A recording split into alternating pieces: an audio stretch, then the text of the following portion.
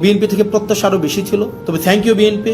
আমাদের দেশ যেদিকে যাচ্ছে, আমাদের বাংলাদেশ যে পথে হাঁটছে, আমরা যেদিকে যাচ্ছি, কোনো ইতিবাচক বার্তা আমাদেরকে দিচ্ছে না।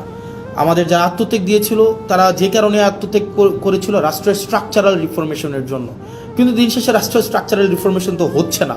বাংলাদেশের জনগণ আসলে কি পেয়েছে, এমন প্রশ্ন তুলে আলোচনার জন্ম দিয়েছেন হাসনাত আব্দুল্লাহ। সম্প্রতি এক ফেসবুক পোস্টে তিনি এই প্রশ্ন উত্থাপন করেন।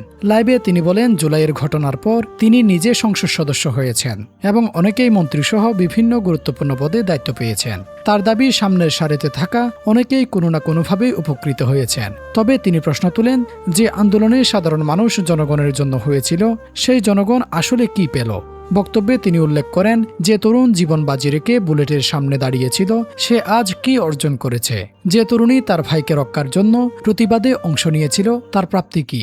এছাড়া যে মা নিজ সন্তানের জন্য জীবনের ঝুঁকি জেনেও তাকে আন্দোলনে যেতে দিয়েছিলেন, তার জন্য কি পরিবর্তন এসেছে, সেই প্রশ্ন তুলেন তিনি।